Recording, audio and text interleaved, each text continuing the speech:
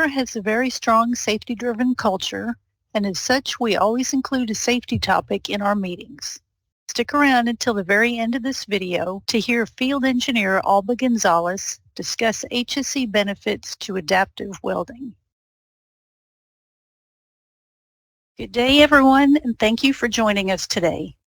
The welding industry has been facing a shortage of skilled and qualified welders over the last several years. According to the American Welding Society, the industry will need nearly 400,000 welders by 2024 to satisfy the growing demand in our industries. Today's webinar is titled Rethinking Welding, Mitigating Welder Shortages Through Adaptive Technology. This recent focus on the welder shortage issue calls for a new welding approach. Fluor, in collaboration with select industry experts from Liburdi Dimetrics and EPRI, developed a new approach to answer these challenges.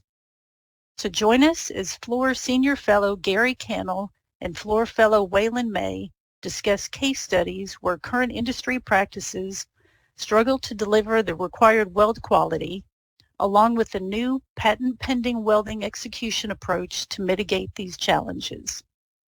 I really appreciate the opportunity to speak to an issue that we as an industry have struggled with for some time now.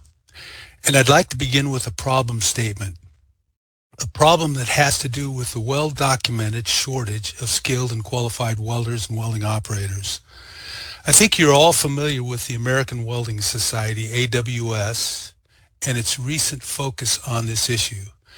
Consider the following. AWS, based on data from Lightcast, global leader in labor market analytics, says the demand for skilled welding professionals is constantly growing, and by 2024, our nation's workforce will need nearly 400,000 welders to satisfy the demands of our industries. AWS recently launched a website, Welding Workforce Data, dedicated to providing up-to-date information on our welding workforce. And the data indicates that we, the industry, have a real challenge. And this is not just a U.S. problem, it is global. The shortage is worldwide. A recent Reuters article entitled, "Welders Wanted, France Steps Up Recruitment Drive as Nuclear Crisis Deepens," provides real insight into this issue, and this is from November 29 last year.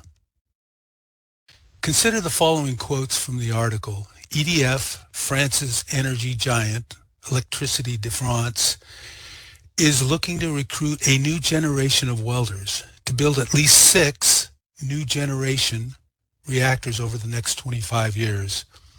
EDF plans to double the number of its welders by 2030. The article states, you start with 500 would-be welders, and 5 years later, you may have only 5 who are up to task. And then to add insult to injury, EDF recently hired around 100 welders from Canada and the U.S. in order to address critical current welding needs. From my personal experience, I can tell you the shortage is real. My company, Fluor, has set up multiple training facilities in collaboration with community and technical colleges over the recent years to try and help meet the demand for welders. The point is, the shortage of trained and qualified welders is real and has a significant impact on our industry. Lack of welders affects ability to meet project schedule. Lack of skill within the available pool of welders impacts weld quality. Poor weld quality leads to rework, which has a significant impact on project cost and schedule. And lack of skill especially affects critical welding applications. So I don't know the quantitative cost of lost opportunity to industry due to welder shortage, but from a qualitative perspective, it is significant. And I would just note, the welder shortage is not new. It has been with us for a while now, and it's not likely to go away anytime soon. Why? Well, from my observation, we as a society tend to not value skills and trades careers like we do academic pursuits. And we, industry, can do a better job of communicating to our youth the benefits of welding careers. There are a lot of misconceptions out there and very little information on all the positive aspects of careers in welding. So given the current situation, what can we as industry leaders do to help mitigate and hopefully solve the problem? Well, certainly we need to continue to focus on our youth, our future welders, through education, communication, outreach, training, and so on. Are there other things we can do to address this issue? Yes, and that's what we want to talk about today. We at Fluor, Wayland May, and myself, and a few select industry welding subject matter experts, SMEs, from Liburdi Dimetrics, Janusz Bialik, and from EPRI, Greg Frederick, have tried to rethink how we might address the issue. And let's call it, for lack of a better term, a new approach to welding. So today we will review the following: a case study or classic example of where current industry practice struggles to deliver required weld quality, and how this example and need for a new approach is only going to increase with the transition to more modular designs and new construction methods and practices. We'll review the new approach, which consists of 3 elements: process pre-qualification, adaptive technology, and real-time NDE, and we'll discuss the value to industry with this new approach, to include a description of how it directly addresses labor resources, welder skills, and availability, and provides significant cost savings based on a direct comparison of the standard versus new approach. We'll also review a prime candidate application within the nuclear industry for the new approach. And then finally, some concluding thoughts about the new approach, about our team and why we are confident this new approach can in fact help mitigate and address the stated industry problem. That is, of course, the shortage of skilled and qualified welding operators. So for the case study, anyone who's worked in or around commercial nuclear energy knows that fuel pool liner leakage is and has been an issue from day one. The liner is a critical application. It is the primary confinement barrier between the radioactive material and the environment. We as an industry have had real difficulty in depositing leak-tight welds in these systems, and the consequences are significant. It is difficult to find the leaks, and even more difficult to repair them in service. Leaky fuel pool liners create significant public relations issues. The industry has spent a lot of money and effort dealing with leaky fuel pool liners, or to be more to the point, dealing with poor weld quality. And then that these systems are installed with leak chases kind of says it all. I mean, we don't have a lot of confidence in our ability to deposit leak-tight weld metal.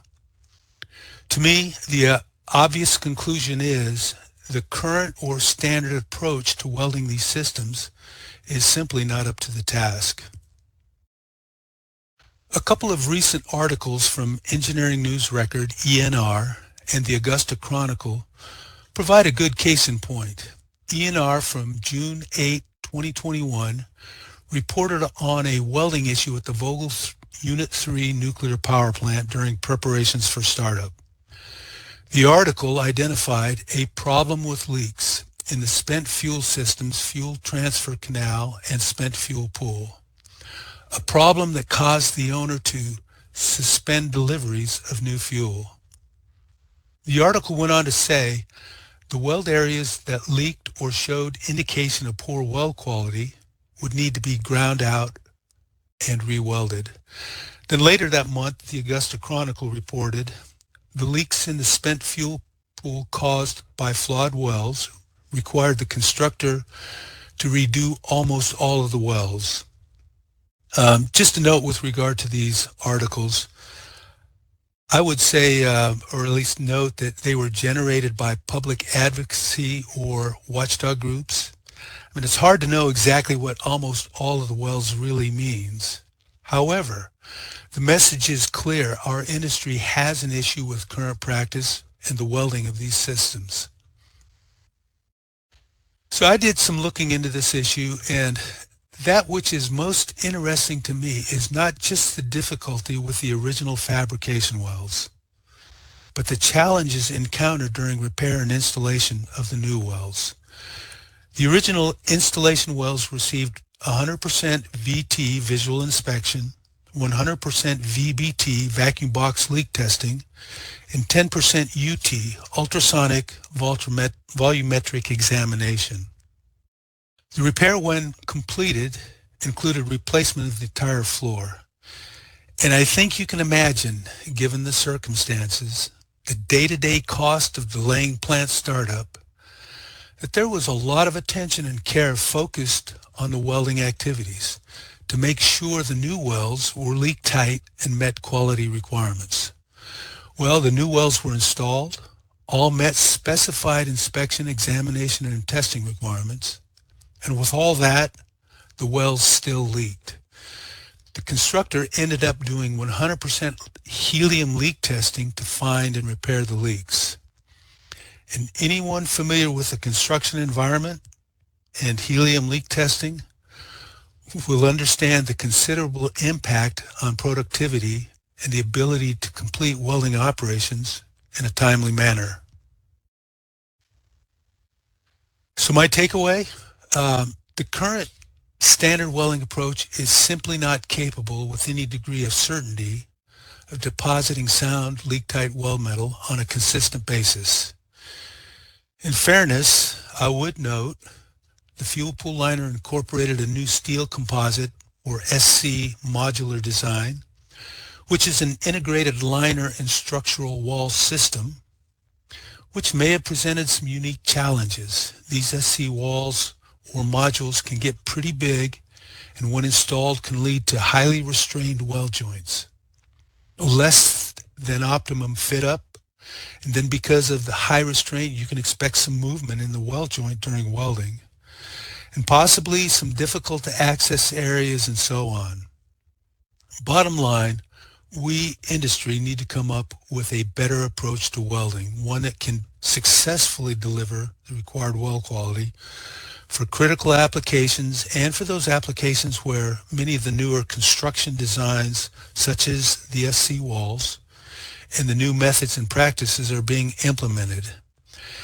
And then finally, even for standard non-critical applications, we still need to address the lack of trained and qualified welders.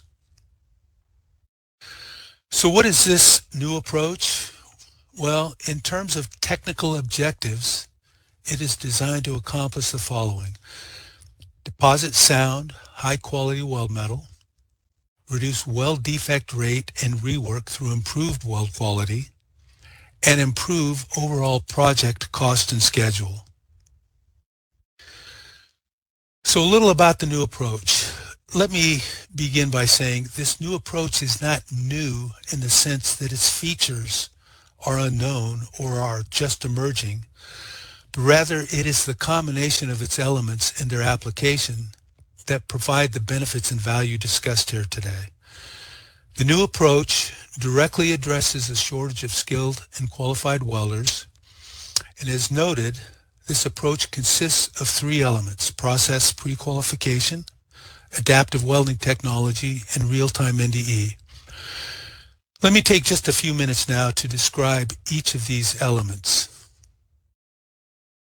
Process pre-qualification. This is where we establish or verify weld quality up front prior to production welding. I know this sounds illogical, and it is certainly not the way commercial welding is done, where we qualify the procedures, qualify the welders, weld in accordance with the code rules, and then and only then perform inspection, examination, and testing to establish weld quality.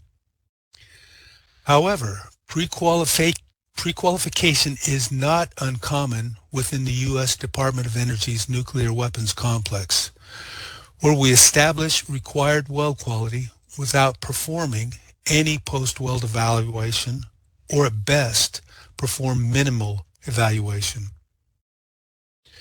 And these applications can be extremely critical, where the welds are required to be helium leak tight, the ultimate definition of sound weld metal.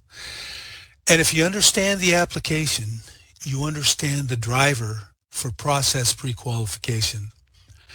These are applications where post-weld examination is simply not feasible due to the packaged radioactive materials. High dose rates preclude human access to the welds and can make remote examination very difficult. So what is the old saying, necessity is the mother of invention? Well, this is exactly what has led to process pre-qualification within the weapons complex. Pre-qualification has a long and successful history of use, including at the DOE Savannah River site in South Carolina for the closure of vitrified liquid radioactive waste containers, and at the DOE Hanford site in Washington State, the closure welding of cesium-strontium capsule dry storage containers. These are just a few examples of where weld quality is verified prior to welding. Again, certainly not how standard commercial code construction welding is performed, but it is a proven and accepted approach for even the most critical of applications. So how does process pre-qualification work? Well, basically, it is a statistical analysis of process conditions or parameters that, when successfully studied or tested, produce high confidence the deposited weld metal will be sound, or whatever weld properties the study is designed to evaluate. Process pre-qualification typically involves a factorial study where critical parameters are identified and evaluated. For example, if the desired property is sound weld metal, a full factorial with replication may include arc current, arc voltage, and travel speed, identified in this case as the three critical parameters to be studied. Setting of high and low values around nominal conditions for each of the three parameters, and then welding of test coupons.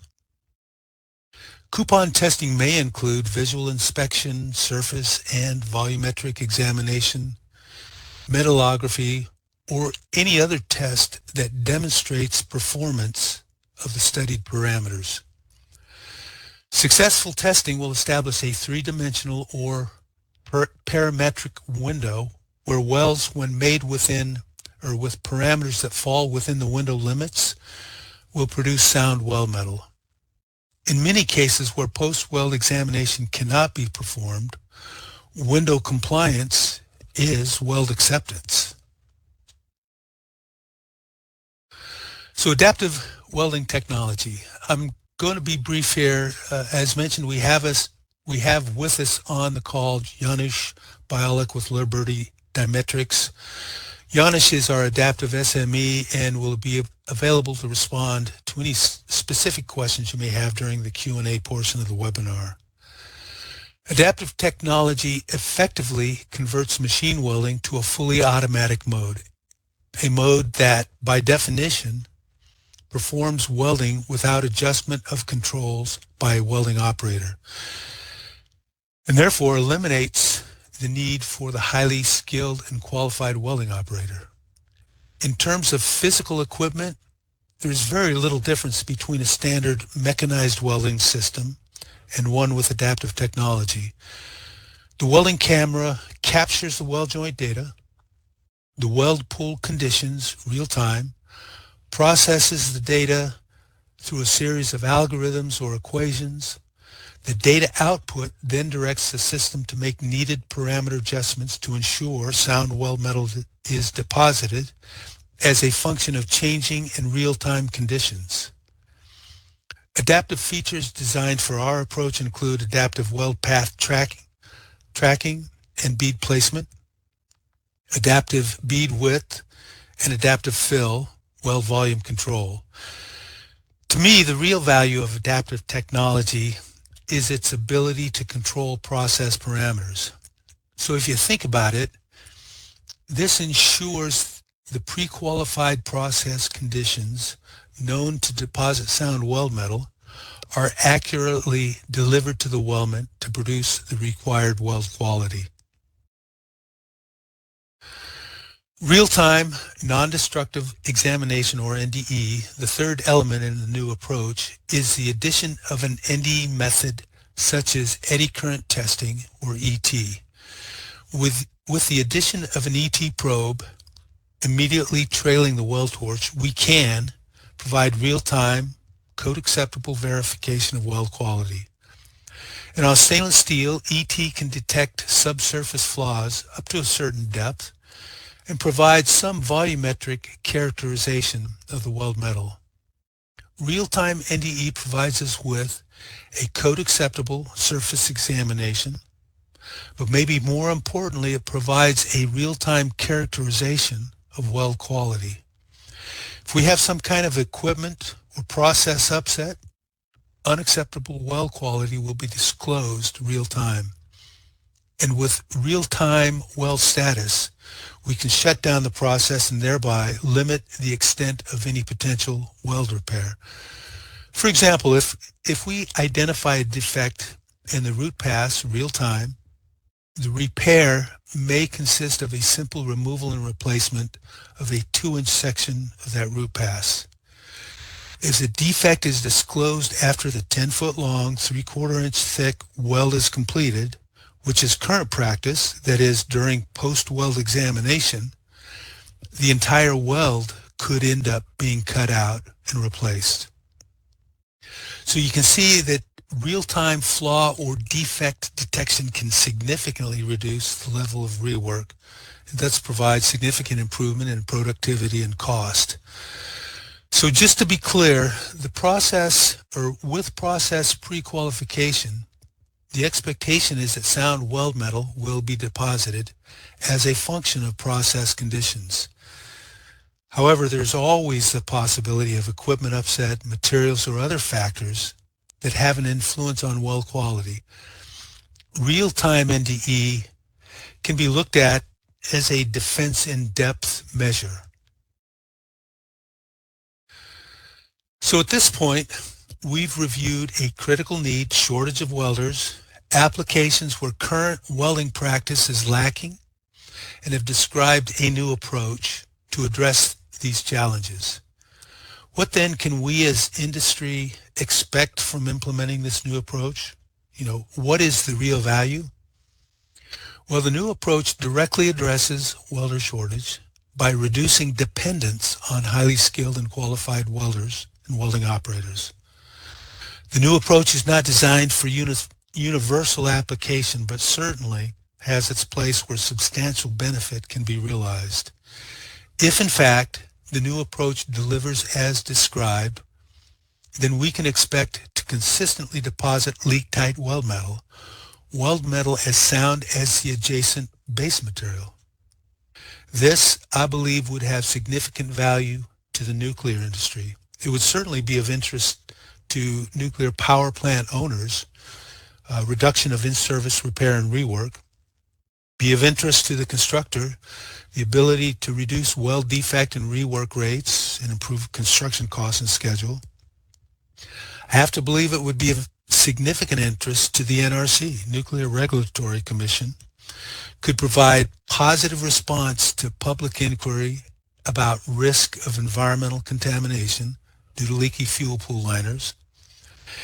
And given the recent issues with current welding practice and approach at Vogtle, successful commercial implementation of the new approach could be a game changer for the nuclear industry.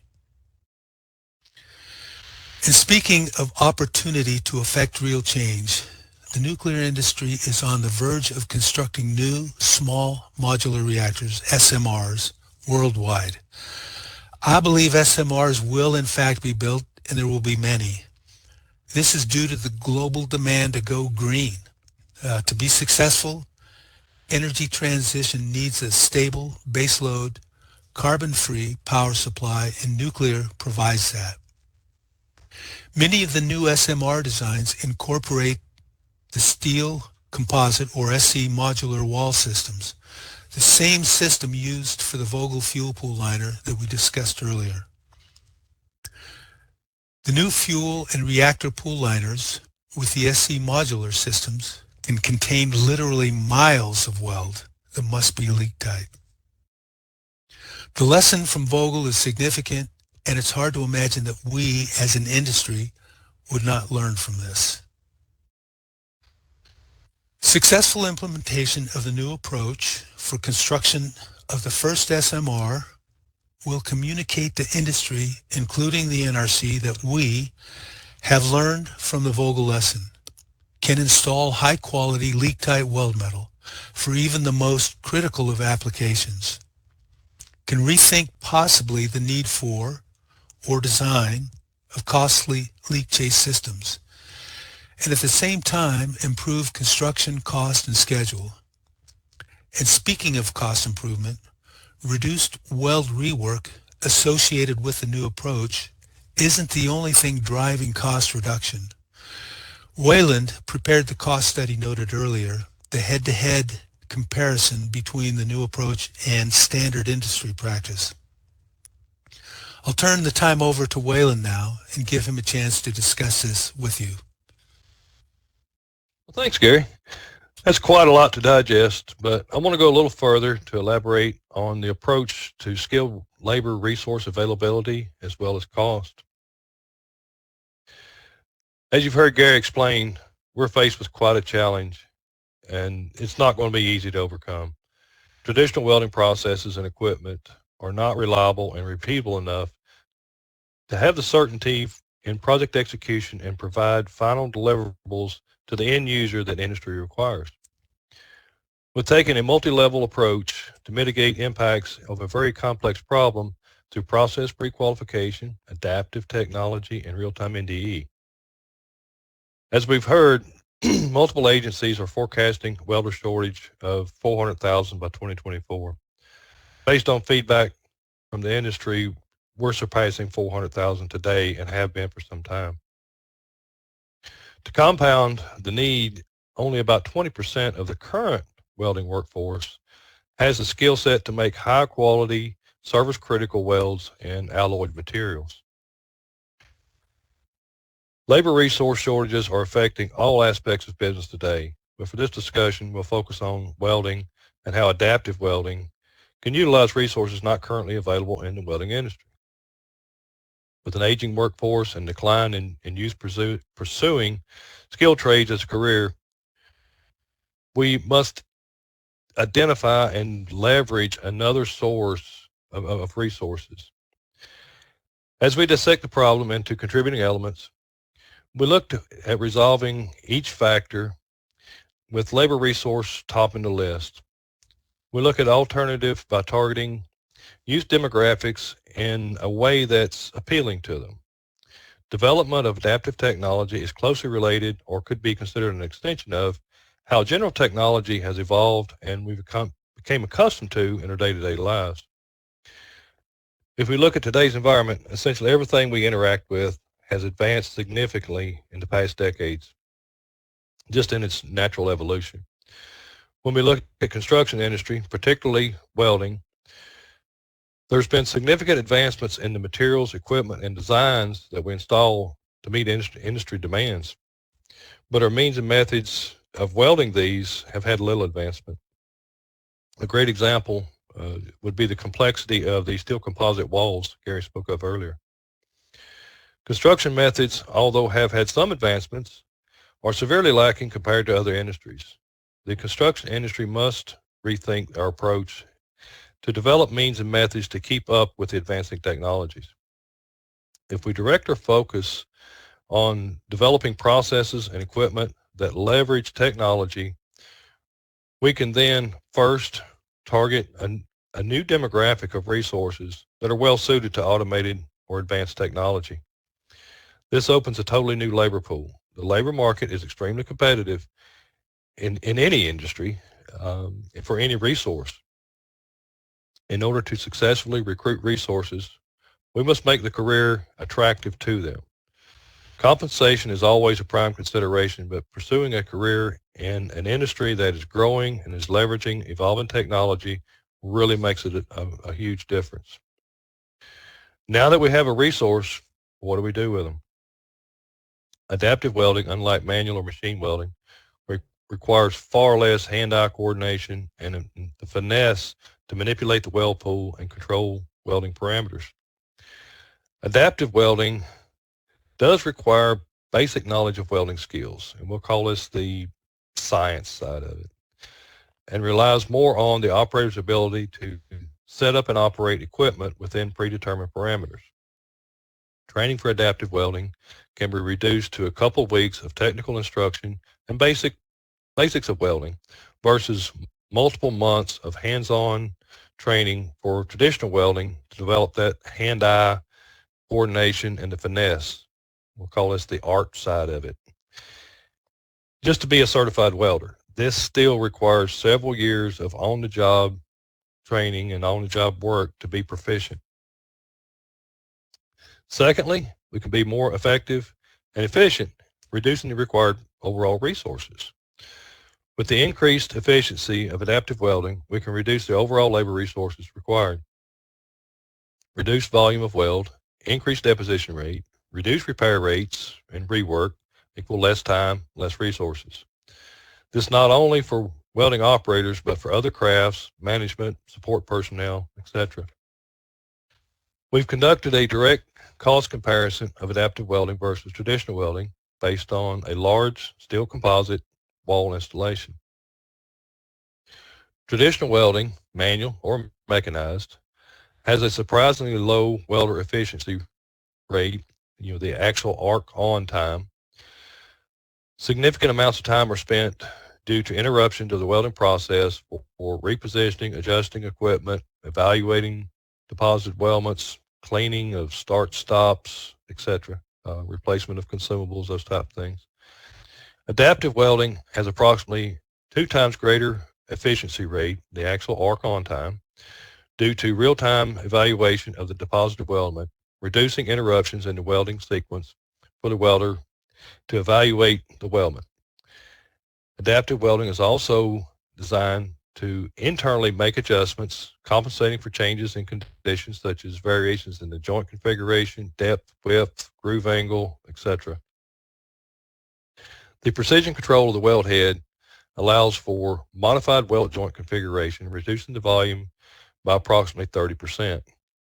Narrow groove is not a new concept, but adaptive can actually make consistently high quality welds in narrow groove joints. Traditional welding processes may utilize narrow groove, but are limited by the welder's ability to read the joint and steer the weld head accordingly. Not an easy job on a deep narrow groove. The operator's viewpoint is typically obscured by the weld head, making it difficult to accurately assess the position of the arc and the weld pool reactions in a three-dimensional perspective. Adaptive welding utilizes enhanced optic cameras to precisely determine the arc location, weld pool size, and position. Proprietary algorithms process the welding parameters and consistently adjust the torch head, position, travel speed, amps, volts, joint tracking, all those type things. All the things that the traditional welder would do manually. And this is back to that art part of it. But adaptive does it with calibrated precision and repeatability. The weld head can be set up quickly using fixtures such as magnetic bases, suction cups, some other applications unique to any particular configuration. The adaptive weld head can also be configured for bidirectional welding. This is where once the weld head has traveled the length of a said weldment, it can reverse direction for subsequent weld passes, eliminating the need to jog the weld head back to the original start position. In addition to saving time, the bidirectional welding can also reduce weld distortion. Familiar with welding processes, that is very critical. The real value here is keeping the weld head welding, keeping the arc on. Adaptive welding forecasts an overall cost savings of 17% over traditional welding approach. This does not include potential other savings if, for example, leak chases are eliminated for the steel composite wall installation. Improved process control expects a reduction of weld repair rate to less than 2%. Typical direct cost of weld repair is 3 times that of the original weld. This does not include indirect cost of other craft support, supervision, quality representation, equipment, schedule impacts.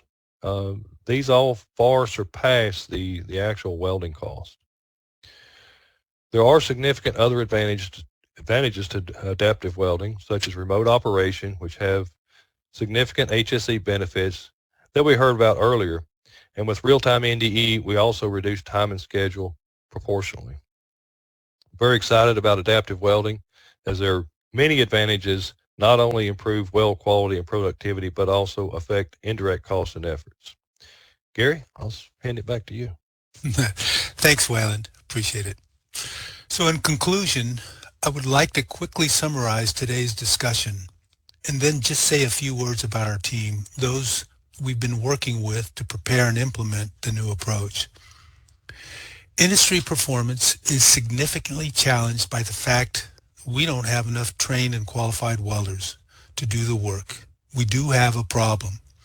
And this problem is especially significant or impactful for critical applications where welders with a higher level of skill are required.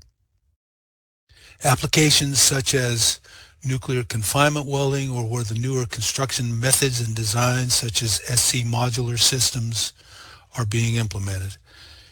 Industry, to include AWS, companies, colleges, and technical schools, are doing what they can to address the welder shortage. Obviously, this needs to continue. But we, industry again, can and should also look outside the box for solutions. That includes technology and innovative approaches. That's precisely what we believe the new approach discussed today does. This approach is uniquely suited for critical nuclear applications where high weld quality is required, and because of its ability to precisely control the welding process through adaptive technology, there's significant improvement in productivity and cost. And this is an aspect that can and will apply to many other welding applications within our industry, not just critical applications.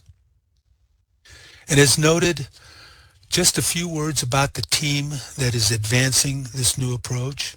Wayland, who is our Fluor's Global Construction Welding Director, and I have significant experience with process pre-qualification or pre-qualification of welding parameters. Just a few of these examples were noted earlier. Janusz, operations manager with Liburdi Dimetrics, has implemented and worked with adaptive welding technology for years now. Greg, program manager for the EPRI Welding and Repair Technology Center, is currently funding a comprehensive adaptive technology research and development effort.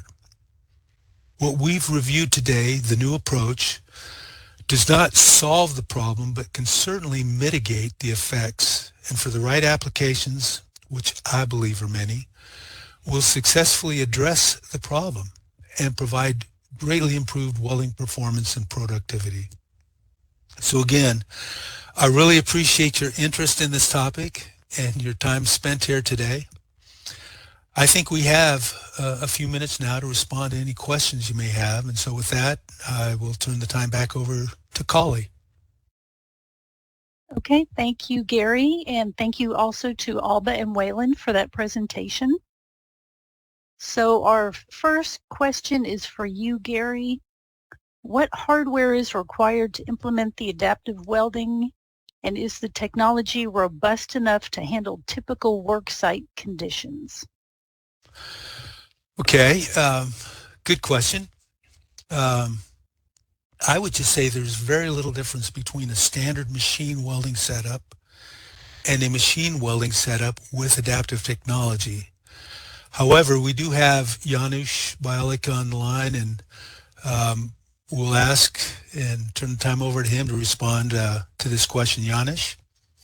Gary, this is a good question. So our approach uses conventional leading and trailing cameras to take measurements for adaptive welding. We use simple water-cooled housings and protective optics for these cameras. We do not require any additional sensors or any fragile instruments. So really, when you think about it, in terms of equipment, the system is not different from any other mechanized system. The technology is in the software and in the controls, and these are not susceptible to environmental conditions or site conditions. So if you can deploy a mechanical system for a particular weld, chances are that you'll be able to use adaptive system for that application. I hope that answers your question. Okay, thank you both. Let's see, the next question is still for Gary. Does process pre-qualification ensure the weld will meet quality requirements? Aren't there other variables that contribute to weld quality? Thanks. Look, that's a great question, and I understand the basis for it. Yes, there are many variables that determine weld quality. However, there are typically just a few that have a dominant or significant influence on weld pool performance. And if you have those parameters and their values properly identified and set, you have a very high probability of depositing sound weld metal. As noted earlier in the slide on real-time NDE, things can go wrong, maybe infrequently, but there can be issues with materials, equipment, consumables, and so on. But if you get the critical process parameters and conditions correct through process pre-qualification, and then control them precisely and accurately with the adaptive technology, you're very likely to get good welds, deposit sound weld metal, and defect-free weld metal. Thank you. And now I'll switch over to Wayland. So you referred to indirect costs associated with weld repair as being far greater than just that of re-welding. So what are these costs? How are they connected to weld repair, and why are they so significant? Yes, they are very significant, and that is a cost that is very difficult to capture. It's easy to capture the cost associated direct weld repair. We just look at the weld hours for the welder. But when we look at other contributing support crafts, whether it be your quality representation that's evaluating any type of defect and verifying that it's been corrected, you've got subsequent NDE, and in many cases can be more complicated or extensive than the original NDE just due to the configuration for it. When we start looking at, its push and schedule. So now you have a cascade effect to how it affects other available work fronts and the workflow, which in turn affects equipment costs, durations of, significant equipment. I mean, it's one thing for the rent of a welding machine, but if you're holding up work process for a major crane, that's significant cost increase. All these things combined, with even your other tertiary support crafts, everything that takes a project site to work, these numbers increase exponentially proportional to the volume of rework. Okay, there certainly is a lot involved. Thank you for that. And our next question is, how critical is fit up? Gary, would you like to start with that one? Yeah, look, fit up is critical in the sense that if you're a welding operator, you have to gauge and follow whatever that fit up provides in terms of alignment, gap width, and other things. So you're constantly making adjustments. I would just say that's where the adaptive technology really shines in the sense that it has a very consistent ability to make those adjustments real time and consistently do that. Fit up, especially for some of the newer designs, the SC wall modules. I think I mentioned something about, they can get very large. hacking and fitting these systems together creates some pretty big stresses, and then those stresses are relaxed when you start welding. Fit up is very important to the ability to deposit, sound weld metal or a quality weld. Wayland, you got anything else to add to that? Yeah, I'm just chomping at the bit, wanting to jump in on that one. When we talk about, whether it's manual or mechanized welding or traditional processes, especially in any type that is mechanized, we've made some good advancements over the years with that. The drawback to it is, they are faster, they are very repetitive. Repetitive means it's going to do the same thing consistently. And when you have varying conditions, especially in fit up, that can drastically affect, the quality of your weld. And I'll use a term I've used quite frequently. Many mechanized or semi-automatic processes, they do a lot of it, and they usually do it either really well, or if something goes wrong, they're going to do a lot of it really bad. This is where adaptive really shines, and that it is constantly taken into consideration and measuring those parameters with the fit up. That's one of the beauties of that optic camera, is it's reading the joint as a traditional welder would do, but it's doing it with precision calibration and making predetermined adjustments based on the variation of that joint. Okay, thank you. A related question.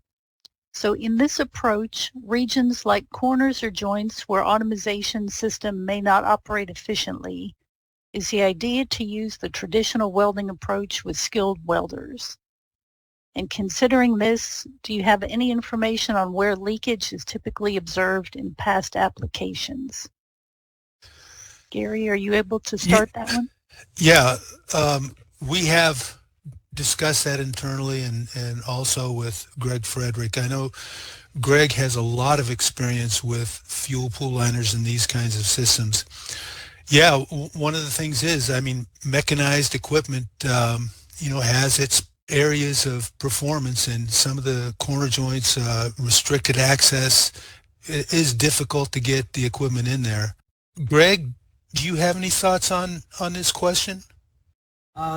Just basically, I think, leaks are always associated, or, our experience at least, is that they're associated with welds and weld locations, that have access limitations, a lot of stops and starts. So I don't know if we know exactly where the leaks are in fuel pools, for example, but we're anticipating they're going to be lined up with those seams.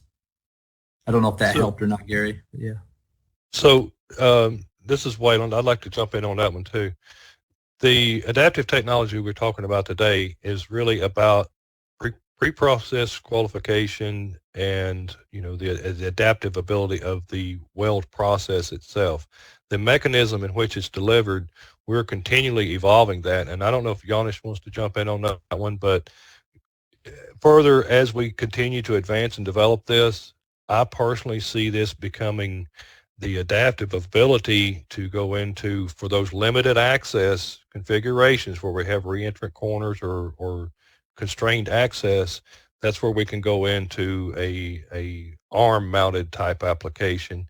It's still to be developed, but that's where I'm headed with it, to be able to make those constrained areas where typical tracked applications are limited. Okay, so our next question, back to Gary or Wayland. About the welder shortage, is the industry considering hiring or training outside the U.S., such as Asia, like the Philippines, Malaysia, etc., to meet the industry demand? That's been going on for quite some time. And when we talk about the welder shortage, we immediately think about how it's affecting us onshore here in North America. The welder shortage is global and has been for a long time. Gary touched on that, with the example from France. As a matter of fact, part of his example was that, the French were actually recruiting Canadian and U.S. welders to support their efforts. So that global application is definitely out there. And yes, we have certainly been looking at training and recruiting resources from other regions of the world for quite some time, and I see that continuing to They'll probably increase So exponentially HSE over topic probably for the next today decade. is safety But concerns in using again, hydrogen as a there's fuel in only fire a limited heaters. amount of bodies, if you will, no matter where they're dispersed globally. So if we're pulling from one resource, that's just depleting, somewhere else. So, taking the new approach of trying to adapt technology to open up, to get away from that manual, and I say manual operations or welder operator, where that's dependent on that welder's constant interface, and moving it more toward technology driven, that's where we can utilize a lot larger labor demographic. Okay, thank you. And I do see that we have several more questions that have come in, but unfortunately we've run out of time to answer them live. We will, however, be sending out a written compiled Q&A after the webinar. So just wanted to thank you again, Gary and Wayland. Thank you to our audience for attending today. It's been a pleasure being your moderator. Thank you for your time. Today, I am pleased to present the HSE topic. When I was asked if I would like to present an HSE topic for Adaptive Welding webinar, I thought, what a great opportunity to highlight the HSE benefits to adaptive welding. I have spent most of my career in field applications where our HSE culture is to constantly look for ways to mitigate safety concerns and eliminate hazards. Adaptive welding provides the opportunity to reduce or remove hazards from the work front. By remote operation, the operator is removed from many of the hazards associated with welding, such as eliminating exposure to welding fumes, hex chrome, carbon monoxide, and other heavy metals that are contained in welding fumes and therefore require subsequent measures to minimize exposure levels. The remote capabilities of adaptive welding can also be used to minimize exposure to other hazards, such as radiological exposures, or in facilities they may have risk factors such as hydrogen sulfide exposures. Unfortunately, a large portion of construction welding is done on elevated platforms or working at heights and in confined spaces. Remote operation reduces the time and frequency welders are required to be in elevated platforms and in confined spaces, hence reducing the risk. With the addition of real-time NDE and reduced weld repair, NDE personnel also benefit from the reduced exposure to working at heights and in confined spaces. This also helps with reducing the work density in a given area. Construction sites can become very congested with many crowds trying to complete their task in the same area at the same time. This not only increases exposure to drop objects, slip, trips, falls, and caught between pinch points in human machine interfaces, but can also be distracting and confusing. The less congested and confusing a given work area is, the safer and more productive it is. By being innovative and developing technologies such as adaptive welding to engineer the hazards out of the workplace, we can continue to build a stronger HSE culture. Thank you for having me today. And if anyone would like to know more about how we can make a safer workplace through welding innovations, please contact myself, Gary, or Wayland.